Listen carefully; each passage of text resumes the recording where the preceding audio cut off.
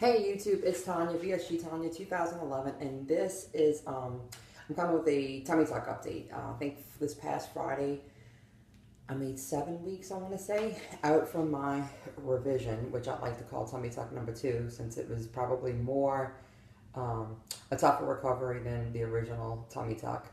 Um, my original tummy tuck was on November 13th, no,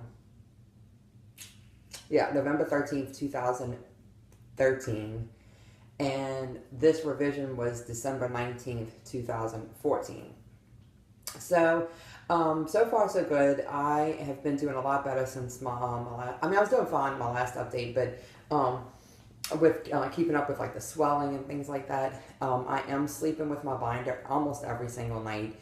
The only time I haven't is when we've like gone out and I came home intoxicated and I just crashed. So other than that, I do sleep with my binder every night, and I do find it helps with the swelling a lot.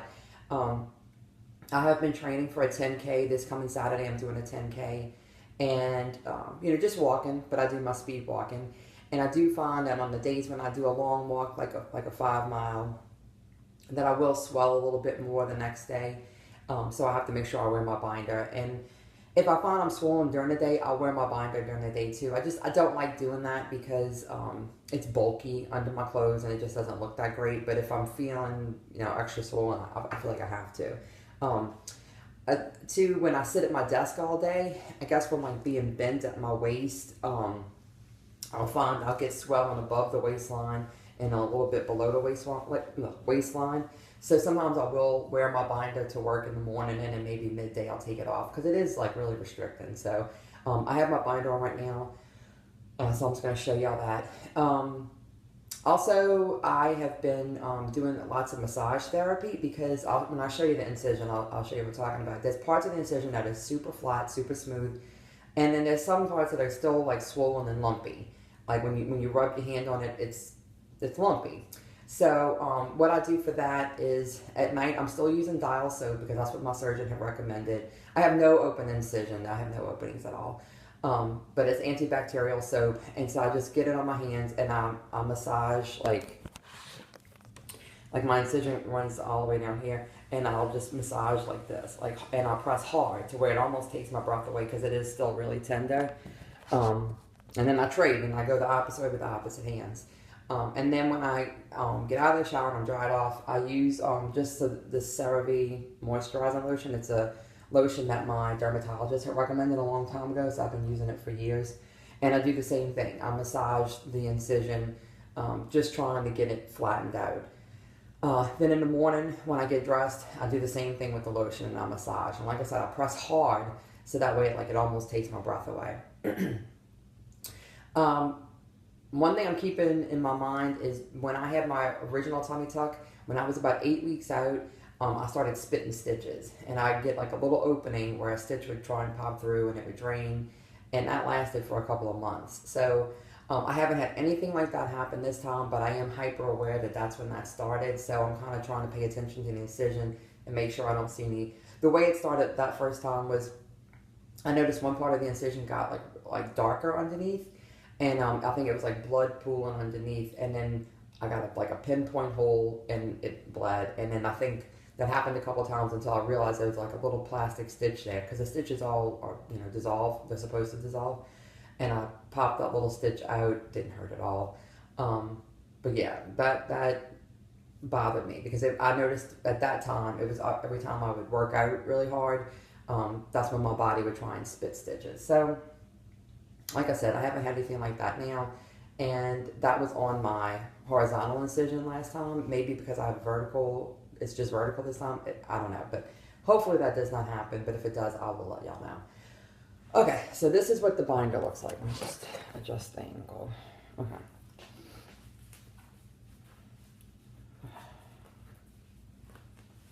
Okay, so the binder, this is my long binder. I have the other one is like it's like 3 segments, and then I have another one that's another 3 segments, and I go down. So I have been going kind of a lot this last few weeks, so I am a little bit swollen. So you can see I'm still a little bit swollen right there. That's why I'm wearing my binder during the day today. But my incision is looking really good. I mean, it's a really fine line. And so up here, like this part here, is super smooth and flat. I mean, it's like almost not even noticeable to touch. But then from here, I can feel like a lump under the skin. And all of this is super lumpy, like super lumpy. And then my belly button is very smooth. And then all the way down is all very smooth. And you can see like this part, like last time this was bulging out. This is super flat now.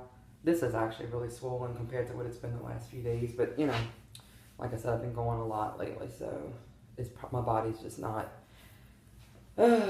conditioned for all that. So, yeah. So the incision, you can see, like, I mean, it's already fading. And like, this is my old incision from last time. You can see it's like so faded you can't even hardly see it. So I'm hoping that as time goes on, like in the next year, this whole thing will be completely faded too, or at least a year or two. And so, like, I'm gonna put the binder on. I gotta get it low and pull it all the way over.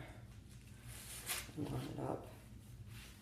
And I just like to have it on pretty firm, so that way it's really holding me in. And I will find, like, this morning I'm still a little bit swollen, but normally in the morning when I get up and I take my binder off, it's nice and flat and thin looking, and I'm like, can I admire it? Okay, so that's the incision. Okay, so the only other thing I want to talk about, and you may, if you watch The Naked Truth, or if you follow me on Facebook, you've seen that we have a new Google show that's going to start Wednesday. So tomorrow it's 6 p.m. Pacific time, 9 p.m. Eastern. I'm in Central, so it's 8 p.m. Central for me. And it's going to be myself, TJ Brownfield, Phil Olson, and Kirk, VSG Kirk, where our show is going to be called 50 Shades of Maintenance. And we're going to be talking about just the things that happen that you deal with post weight loss and during the maintaining phase. And we all have very different takes on how we manage maintenance. So I think it'll be interesting. I expect to have some heated debates since we don't all agree on certain things that we do, food and exercise-wise.